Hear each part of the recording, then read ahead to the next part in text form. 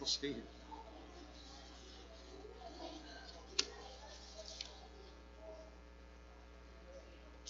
Oh, it's time to get started. And let's see. Anybody have any additions to the sick that's already listed? Um,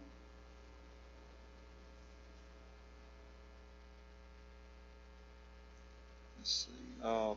Gloucester Street is having their VBS June the 26th through the 30th. It'll start at 9 in the morning. Ice cream tonight, ladies' night, Monday night, June the 19th at 5:30. Singing in the Park in Winfield. What date is that? Does anybody? 2 Sundays next. Okay. And that'll be at 6. And I guess Matt will be leading us in a song. Doug has the scripture, and Joe has the prayer.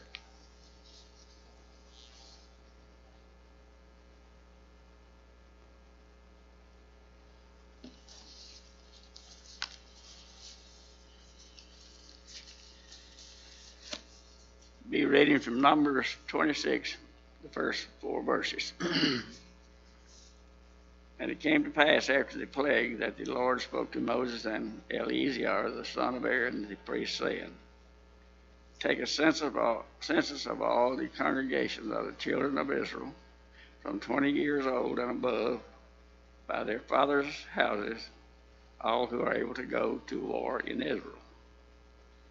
Moses and Eleazar the priest spoke with them in the plains of Moab by the Jordan, across from Jericho, saying, Take a census of the people from 20 years old and above, just as the Lord commanded Moses and the children of Israel, who came out of the land of Egypt.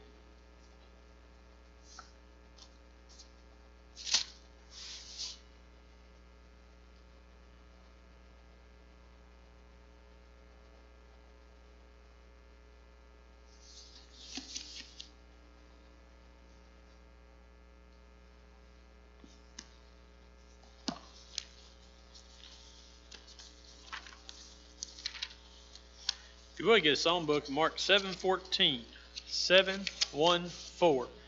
That'll be our song of invitation tonight. Tonight, as we are in our Bible class in here, we're going to look at the end of Numbers 25, and then we're going to look at Numbers 26. And Numbers 26 is one of those chapters that we usually find boring, that we get lost in. Because we're going to notice it tonight that it is the second numbering of Israel. It is God going back and telling Moses to recount the children of Israel from the age of 20, or the men from the age 20 years and above. And he's going to renumber them and see how many Israelites there are. And we're going to see just how much that has changed since the beginning of this book, 38 years earlier.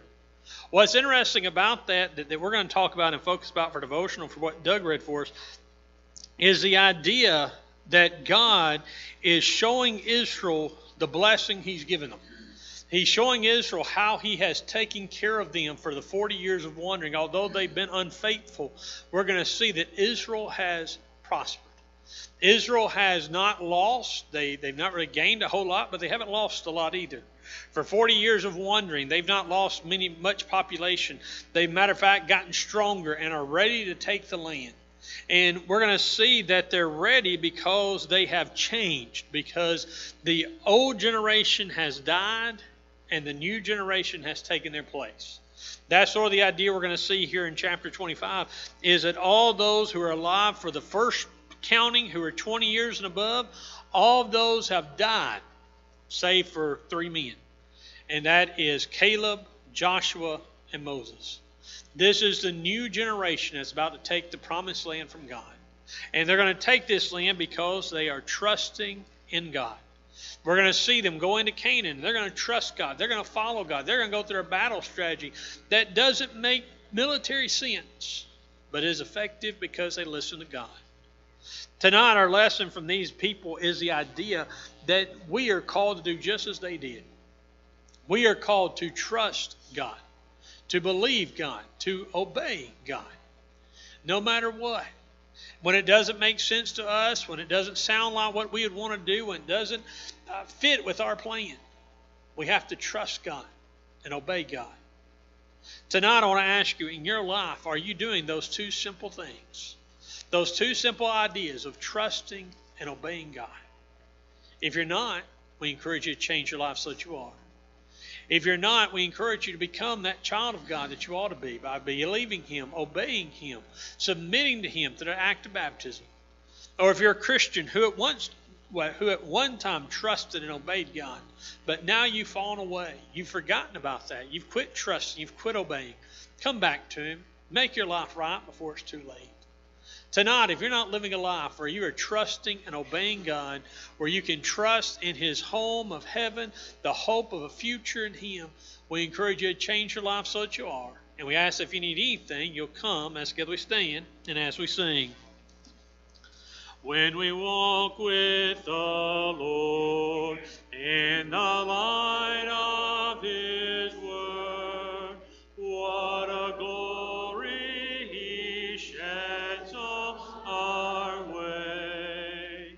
While we do His good will, He abides with us still, and with all who will trust and obey. Trust and obey, for there's no other way to be happy in Jesus but to trust and obey. Then in fellowships we will sit at His feet, or we'll walk by His side in the way. What He says we will do, where He sends we will go. Never fear, only trust and obey. Trust and obey, for there's no other way to be happy in Jesus but to trust and obey.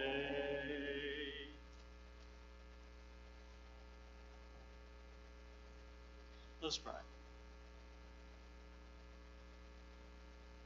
Heavenly Father, all merciful and mighty, all righteous and holy, throughout the ages of man you've shown that your word is sure and steadfast, and that your word backs all promises that you make.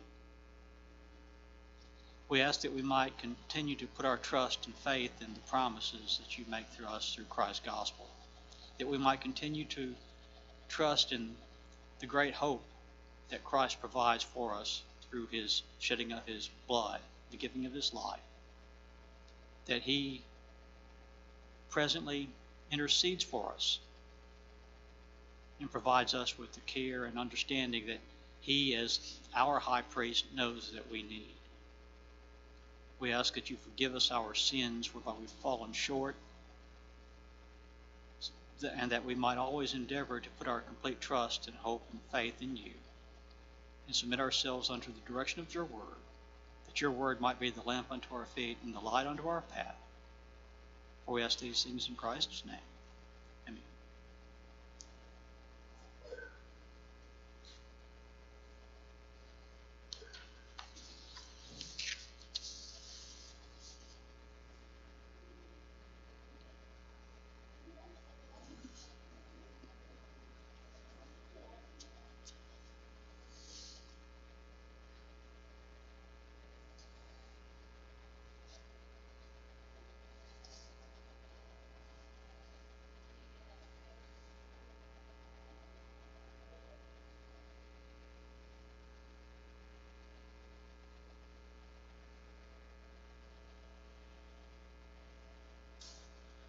All right. If you would, get your Bibles and turn with us to Numbers 25 is where we're actually going to begin. Last week we didn't quite finish Numbers 25. We got most of the way through. You remember the first 9 verses is where we got to, about verse 10, is that you have Israel is persuaded to sin and persuaded to turn against God by the women of Moab. And they begin to worship their gods and to go into those gods that you worship through sexual acts. And you remember that God gets upset with them. And you remember we had Phinehas, the son of the high priest Eleazar. You remember he sees a man bringing a Moabite woman into the camp and into his family's tent in front of everybody. And remember we talked about he goes in and he takes that spear and he runs the man and the woman both through. And it says in verse 9 that God's anger was verse 8, God's anger was subsided at this, and because of Phinehas going through, doing what he did, the plague on the people of Israel stopped. Then verse 9 tells us that nevertheless those who died by the plague were 24,000. There were 24,000 men or people who died because of this plague of turning to worship the Moabite gods. And again, we would assume those to be men because of what was going on and it being called about the Moabite women. Verse 10, we see God speaking to Moses. And again, we briefly touched on this last week where he says, "And the Lord said to Moses, Phinehas, the son of Eleazar, son of Aaron, the priest, has turned back my wrath from the people of Israel, and that he was jealous with my jealousy among them, so that I did not consume the people of Israel in my jealousy. Therefore say, Behold, I give to him my covenant of peace, and it shall be to him and his descendants after him the covenant of a perpetual priesthood, because he was jealous for his God and made atonement for the people of Israel." And so here we have God speaking to Moses in verse 10. Verse 11, he says, tell Phinehas he did what needed to be done. Notice he says that Phinehas was jealous with my jealousy. He was jealous of the Israelites turning to another God, turning away from the true God. This is very similar, we said last week, when you look at this encounter and then Exodus 32 and 33 of the golden calf.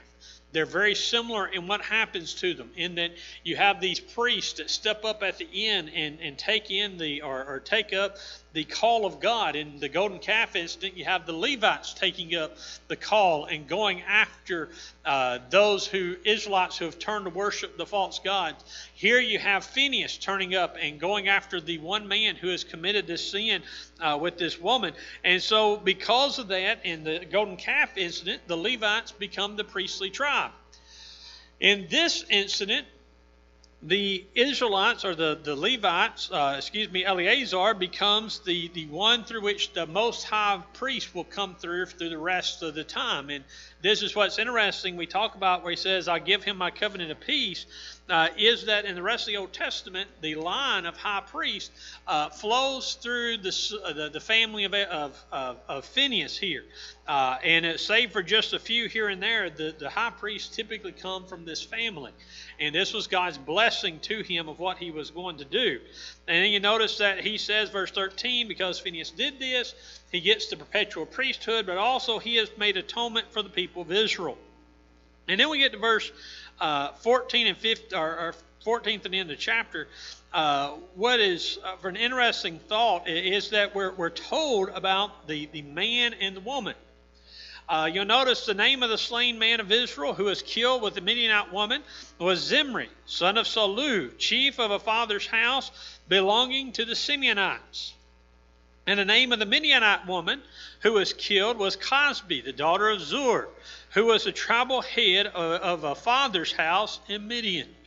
So notice something very interesting here. We're told about the man who committed this atrocity, that he was one of the head leaders of his father's house. Again, his name was Zimri. He was the tribe of Simeon. Now, what's interesting about this, and I was going to have to try to explain this to you last week, but now that we've got this paper in front of us, if you look at this paper is going to apply to chapter 26, but there's an interesting thing that happens here that leads some people to think that the 24,000 men who are killed, they probably came from Simeon. Because if you look at these, you see the tribe name, the first census, second census, and the percent of change. You'll see some of these tribes have pluses and minuses, but the biggest one to the negative is number 2. It's Simeon. And Simeon goes from 59,300 40 years before down to 22,200 at this point. Why would he have such a tremendous drop? Well, it's thought he has such a tremendous drop because Simeon, being the head of his house, being involved in sin, it's typically thought that the Simeonites were the ones who majorly fell into the people of Moab. That they were the major tribe who suffered and who had the plague on them because they turned from their God. And so that would fit into this idea of why God would tell us who the Simeonite, or tell us it was a Simeonite. Because this is why their tribe is going to suffer. And we're going to talk about that again when we get over there a little later. But you notice the second part of this is that the woman who actually came here was not a Moabite, as we talked about before in the first verse, but she's actually a Midianite. And when we look at the Midianites throughout the Bible, we see the Midianites were a major harassment, a major thorn in Israel's side. And so here you have Midian coming into that play again. And again, she was part of the head. And notice the snowball effect. Simeon suffers as a tribe, we would assume. And then the Midianites are changed in how they are viewed by God. Notice beginning in verse 16. And the Lord spoke to Moses, saying, Harass the Midianites and strike them down. For they have harassed you with their wiles, with which they beguiled you in the manner of Peor, and in the manner of Cosbi, the daughter of the chief of Midian, their sister, who was killed on the day of the plague on account of Peor. Notice God says you are going to harass the Midianites. You're going to attack them. You're going to strike them down.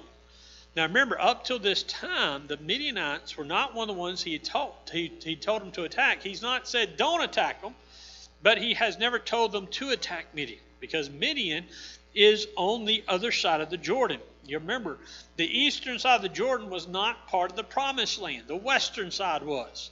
But it's because of this encounter that Israel's going to conquer the eastern side as well as the western side. And so now God says, because Midian has harassed you, you're going to harass them. And you notice he says what they have done in verse 18. He said they have harassed you with their wiles, with their beguiling. And he says they beguiled you in the manner of Peor, or the matter of Peor. They beguiled you, they tricked you into worshiping their God. They've tricked you into trying to serve their God as well as me. And they knew that this was a major no-no for Israel. And he says on that, they did this in the matter of Cosbi. Again, this woman who came into the Midianite camp, or the Israelite camp, brought in by an Israelite to lead Israel astray. And so God says because of this, he says they are going to have to be struck down. They're going to have to be defeated. And as a matter of fact, we're going to see Israel's going to fight Midian throughout the rest of their time in the Canaan. Matter of fact, we're going to see that Saul's going to fight Midian and bring them nearly down to nothing. David's going to fight Midian and nearly destroy them. And then finally, Hezekiah is going to fight them. I believe Hezekiah finally destroys Midian to fulfill what God has said about them. And so that sets up chapter 25 or 26. They have told about this incident. We're told about what has happened. We're told it's a Simeonite who is there. And again, this leads us into the question of why is this included if it's not to tell us why Simeon suffers such a dramatic loss. And that's what we're going to see when we move into chapter 26. Any question about the end of chapter 25? All right, let's go to chapter 26. Again, we're not going to read all this in chapter 26. But God comes to Moses a second time. And God tells Moses, you and Eleazar, the son of son of Aaron, the priest, the high priest, you count the people. Last time, God gave a group of people this job. This time, he only gives it to 2 men. And he says, you take a census of all the congregation of people of Israel from 20 years old and upward, by their father's house, all of Israel who are able to go to war. This is the idea they're counting soldiers. Anybody who is 20 years of age and older, you are going to be numbered here. Then you notice verse 3, Moses and Eleazar spoke with them in the plain of Moab by the Jordan at Jericho, saying. Now, notice they're in the plain of Jericho, or they're in the plains of Moab by the Jordan across from Jericho. They're near the city of Shittim. We talked about that last week, chapter 25. The whole ordeal with Baal happened at Shittim. And so they're at Shittim, and Shittim is on the opposite side of the Jordan from Jericho. What's going to happen is they're going to fight Moab, and they're going to come back to Shittim, and then they're going to go from Shittim across the Jordan into Jericho and into the Promised Land. But notice verse 4, take a census of the people from the 20 years and old and upward, as the Lord commanded Moses, the people of Israel who came out of the land of Egypt were. And then we get this numbering.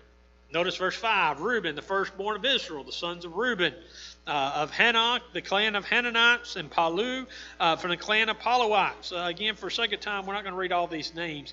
But you'll notice he begins to list the Reubenites, firstborn.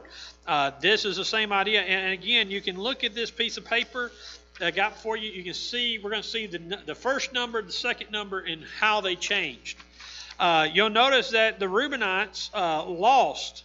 Again, they didn't lose tremendously, but they did lose 6%. One of the reasons for that loss may be explained here in these very verses. Because if you go on down as he begins to tell about the sons of Reuben, you get down to verse 8. Verse 8 he says, and the sons of Palu, Eliab, the sons of Eliab, Nemuel, Dathan, and Aviram. These are the Dathan and Aviram who chosen from the congregation, who contended against Moses and Aaron in the company of Korah, when they contended against the Lord. And the earth opened its mouth and swallowed them up together with Korah, when that company died, when the fire devoured 250 men, and they became a warning. But the sons of Korah did not die. So here, Moses, in writing the book of Numbers, tells us about numbering the Reubenites, and he says, oh yeah, don't forget there's one family of Reuben that was wiped out. There's this family of Eliab, specifically these two sons of Dathan and Aviram. And he says, remember, those were the two who rebelled with Korah. You remember the Korah incident where Korah challenged the Levites. He challenged Aaron and challenged whether or not they should be priests. And you remember Moses comes out to these two men's houses and he tells everybody to get away from them. And they get away and the earth swallows them up. Now the Korahites, as he tells us a little later on in this very same verse, that the Korahites, they are not destroyed. They didn't die. The reason for that being is that the Korahites were part of Levi. And there were a very limited number of priests. The number of priests needed to stay the same. And so they didn't suffer like the Reubenites did. The Reubenites, their whole clan, these whole families were destroyed. And Korah, just those involved in that incident were destroyed. Again, when I say that, the whole clan of these two men were involved in that rebellion. They all were consumed in what happened, and their line ended. The line of Korah did not end. It continued on, and we're going to see, matter of fact, the Korahites actually continue on through quite a while. There are, when the temple is built, there are temple gatekeepers who are the Korahites. There are temple musicians named the Korahites. Matter of fact, if you read the Psalms, there's a bunch of Psalms that in the top of their description is dedicated or said to be written by the sons of Korah. So the sons of Korah continue on, but the Reubenites didn't. And so this was an account maybe for that change, that 6%. But you got to remember, this rebellion of Korah happened a little bit ago. So Reuben's had time to recover. We get to the second group, and we get to the sons of Simeon. And again, we look to these names. These names are no names that really stand out to us, other than the fact, if you look at the numbers of Simeon, you see that dramatic drop. You notice they go from 59,300 to 22,200. That is a 62.6% drop. That's huge. And again, we have to ask that question, why? You look at all the rest of these, and again, the rest of these, as far as drops, are 15% and less. Why does this one have a 60% drop? Well, the most logical idea is it points back to what we just talked about in chapter 25, that the Simeonites were involved in that plague, and of the 24,000 that died, they were the ones who died the most. They were the ones who lost most men in that plague and in the events, and therefore it counts for their dropping in number. From there, we go to Gad. Again, he gives the clan of Gad down. You'll notice that Gad, the first census, Gad had 45,650. This census, it has 40,500. Again, it drops 11%. Again, it's not, and the interesting thing about this is most of these changes are not major changes in, they're not major changes as far as genealogies go. Some the ones who study this kind of material say this is sort of expected, that these numbers are very, actually, they're actually positive. They're very good that they didn't drop more than they did, especially living where they were. So we go from Gad to Judah. Notice verse 19, the sons of Judah were and Onan. And again, we talked about these two men and this whole tribe of Judah that continued on down. There is a very interesting thing about Judah. The other interesting about this is that the ones in Judah are listed even in talking about their time before Egypt. The sons of Judah, because the sons of Judah were and Onan, and and Onan died in the land of Canaan. Now you remember the sons of Judah, that I believe it's had a wife, Tamar. And remember, Tamar married and does not produce an offspring and dies. And you'll remember way back in Genesis that his brother takes her, but he refuses to get her pregnant and he dies. And you remember Tamar comes to Judah and demands the younger brother be given to her. But remember, Judah says no, he's not old enough yet. And then you remember the whole incident of Tamar tricking Judah into sleeping with her, thinking she's a prostitute, and she becomes pregnant. Well, in talking about that, and I say all that to bring this back, in talking about the sons of that encounter, they are some of the ones mentioned here. The sons of Shelah and Perez. Those were the two sons of Tamar by Judah. So they are listed as the same as those other sons of Judah. And again, it's very interesting that he comes all the way back to that to tie it together. But you'll notice the clans of Judah, verse 22, were 76,500. You'll notice on your sheet they changed plus 2%. The other interesting thing about Judah is in both censuses, Judah is the largest tribe. They are going to be the leading tribe, and therefore they're going to be the largest. From there we get Issachar.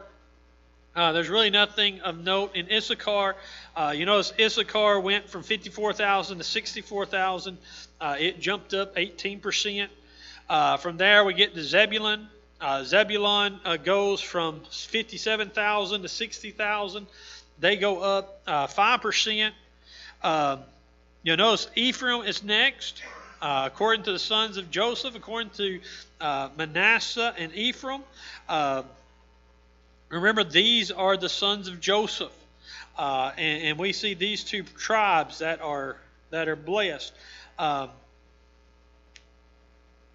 It slipped my mind. All right, who can remember which one is the older one? Is it Manasseh or Ephraim?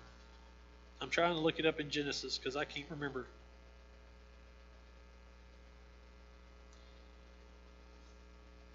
Oh. I think it's Manasseh, but I can't be positive. I had it wrote down and stated this evening, and I forgot to make sure I had it here.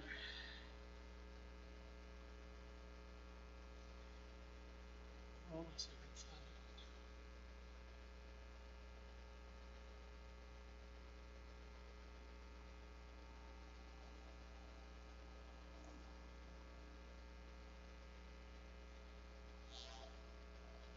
Okay, Manasseh's the oldest one, and Ephraim's the youngest one.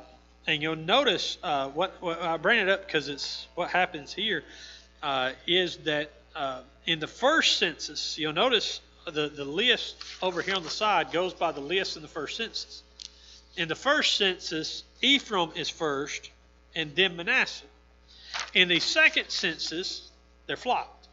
Manasseh is the first mentioned, and then Ephraim. And again, this is sort of an interesting thing because in the blessing of Moses, or blessing of Jacob, Ephraim was one who was blessed as the head of the family, not Manasseh. But we see that Manasseh has the biggest jump. You notice the Simeonites had the biggest laws. Manasseh had the biggest jump. They went from 32,000 to 52,000. They went up 63%. Then we see Ephraim goes from 40,000 to 32,000. It goes down by 20%. The next tribe that's mentioned is Benjamin. Benjamin goes up by 28%. Then we see the tribe of Dan. The tribe of Dan is talked about here. It goes from 62,000 to 64,000. It goes up 2%. The tribe of Asher goes from 41,000 to 53,000. It goes up 28%. And then finally, we have the tribe of Naphtali that goes from 53,000 to 45,000. And you see that drop. And then we get to the very last line on your sheet that is most interesting to me is that the total numbers that we get to about verse 51, where it says the list of the people of Israel was 601,730. The first census, it was 603,550. That's a difference of only 0.3%. So for 40 years, although these tribes had major ups and downs percentage-wise, overall, the tribes remained the same. And so this is, and again, some have said that this is proof of God's guidance and protection of Israel, in that God allowed them to maintain. Now, you'll notice again, the tribe that is missing is the Levites. We're going to see the Levites a little later on in this chapter as we go on. But notice why they counted them. The first time he counted them to know how many were coming out of Egypt. The second census is counted for another reason. Let's pick up in verse 52. The Lord spoke to Moses, saying, Among these the land shall be divided for an inheritance according to the number of names. To a large tribe you shall give a large inheritance. To a small tribe you shall give a small inheritance. Every tribe shall be given its inheritance in proportion to its list. But the land shall be divided by lot, according to the names of the tribes of their fathers, they shall inherit. Their inheritance shall be divided according to lot between the larger and the smaller. So God says, the reason Levites not included because they didn't have land. He said we took this count so we can decide who gets what land. The idea is that Moses and Joshua are going to take the land of Jericho or Canaan. They're going to divide it up, and as they divide it up, they're going to divide it in different categories, different areas, and then they're going to cast lots to determine who gets what. Certain areas are going to be bigger than others. It's sort of the idea, like the best correlation I can put to us is the day of states, the size of a state. The bigger a population a state has, the bigger that state typically is, the bigger its land is.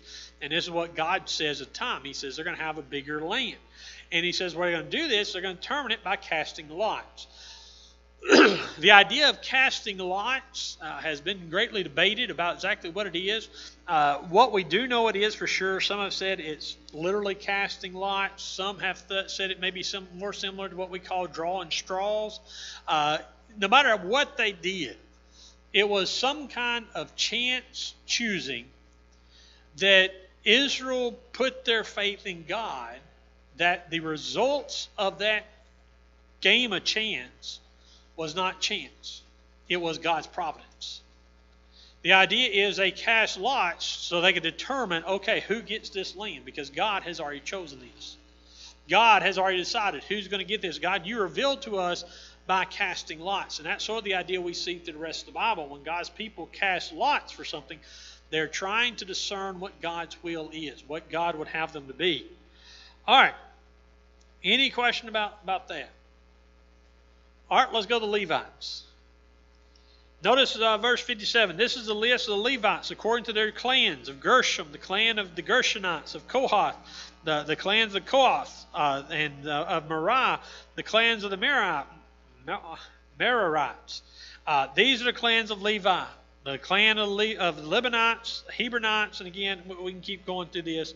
But you notice these men. Now, again, you will notice in verse 58, down toward the end, you have the clan of the Korites, that group that rebelled against God, but they didn't suffer. There's another interesting thing here, and I forgot which one it was in now. You'll notice verse 59. The names of Amram's wife was Jochebed, the daughter of Levi, who was born to Levi in Egypt, and she bore to Amram Aaron, Moses, and Miriam and their sister, or Miriam their sister. This is very interesting that he includes women. There was an earlier one, and I forgot to mention it. There was an earlier clan that talked about having a man who didn't have sons but had daughters. And it's going to come up, I bring it up because in a few chapters it's going to come back up. What's going to happen to these women that don't have a man to represent them. But it was very odd, again, to include the women in these numberings. But here we find out the family of Aaron. You notice verse 60, and to Aaron were born Nadab, Abihu, Eleazar, and Ithamar. But Nadab and Abihu died when they offered unauthorized fire before the Lord. And those listed were 23,000, every male from a month old and upward, for they were not listed among the people of Israel because there was no inheritance given to them among the people of Israel. So here we find out the Levites are numbered not as 20 years and older, but as a month and older. So the same way you said earlier about the census, those people who were counted in the census of the other 11 tribes, remember I said that none of them save Caleb and Joshua were alive for the first census. The tribe of Levi is different because Levi didn't go from 20 and above. It went from 1 month and above. So there were some Levites who were alive at the first census but were under that age. They were counted with the Levites, but they weren't counted with the general population of Israel. Now, the other interesting about this, and I don't have this on the sheet, is you'll notice the total of the Israelites were 23,000. The first time the total of Israel was 22,000, or the total of Levites was 22,000. They went up by 1,000 people. And so again, even that over 40 years is not a major jump. But it is interesting, Levi is one of the tribes that prospered, that was able to grow. All right, notice the last few verses here, verse 63. These were those listed by Moses and Eleazar the priest, who listed the people of Israel in the plains of Moab by the Jordan at Jericho. But among these there was not one of those listed by Moses and Aaron the priest, who had listed the people of Israel in the wilderness of Sinai. For the Lord has said to them, they shall die in the wilderness. Not one of them was left except Caleb, the son of Jephunneh, and Joshua, the son of Nun. So here's that statement, that none of those who were alive for the first counting of the wilderness of the 11 tribes was alive the second time. They had all passed away. And so this marks the change that God has said would happen. Remember, God tells them in 12 spies that because they refused to listen to the good spies, they have lost their inheritance. Now we get to the end of this census, and God says, we've counted the people because you're able to go to the promised land, because that old generation has passed away. The old generation is gone. Now this is also going to be a sign for Moses, because you remember part of Moses' thing is that just like Aaron was unable to enter the promised land and had to die, Moses is going to have to die before they go. So Moses understands, and this is the interesting thing we're going to see with Moses. Moses realizes his time is coming to an end. And what Moses is going to do, and I probably should have said this earlier, from chapter 25 to 26 of Numbers, the book of Numbers changes. For the first 25 chapters, Numbers has been about getting from Sinai and wandering in the wilderness. From chapter 25 to the end of Numbers, and even the book of Deuteronomy, is all about getting Israel ready to go into the promised land. And this is one of those things that's very interesting to me as studying and contemplating and looking at the way God did the Bible and how he planned all this out, is that God spends 25 chapters to tell us about 40 years. He's going to spend more than 25 chapters telling us about a month or two, getting ready to go into the promised land. When we look at this, we sometimes will think that well, it'd be nice when you more about what happened in the wilderness. How did all this happen? Well, God didn't give us those details. But God does tell us about what's going to happen when they go into the promised land. And so we're going to see throughout the rest of this book is Moses and God, or God's going to tell Moses to reemphasize some laws, reemphasize what they're going to do to prepare the people for what's coming. Prepare the people for going into the promised land. And that's why when we get to this is important, because that's when we get to the book of Deuteronomy. Deuteronomy is the second telling of the law. Because all those people who heard the law the first time have died. Those under 20, they wouldn't have, they may not have heard it, or they wouldn't have remembered it. So now God's going to remind them about what the law says, what they need to know, and what they need to be prepared for as they go into the promised land to take the land of Canaan that he has said will be theirs. And so this is the first step in moving in that direction. That the people are numbered to see how many are there so they can prepare to go into that land. And again, we're going to see from here on the rest of the end of Numbers is that they're going to have a few wars, a few fights on the eastern side of Jordan, but the main focus is getting ready to go across the Jordan and go into the promised land to start that fight. But for tonight, we're going to stop right there at the end of chapter 26. I know we went through it fairly quickly, but again, I think just... Again, the numbers, it was important to see the correlation between these two numbers. But again, the names, again, can easily bog us down and keep us from getting the main point. But if no other question or comment, like I say, we'll stop right there tonight. Appreciate everyone being here. Well, I'll tell you what, real quickly, let me look at this. If you're still there in Numbers 25, the tribe of Manasseh is the one I'm talking about verse 29. You're going down to verse 29 is when it starts talking about Manasseh. Verse 33, you see Zelophehad, son of Hepher, had no sons but daughters. And the names of the daughters of Zelophehad were Mahalah, Noah, Hoglah, Milcah, and Tirzah. These were women, and they're going to come play a part in just a few chapters. There's going to be a question raised. What about these tribes, these families that had women descendants, not men? But that's the one we're going to talk about in a few weeks. But again, like I say, for tonight, we're going to stop right there. Appreciate everyone's attention. Next week is singing night. So remember, we won't have class then. Like I said, when we get back, we'll get back to Numbers 27. But for tonight, like I say, we're done. And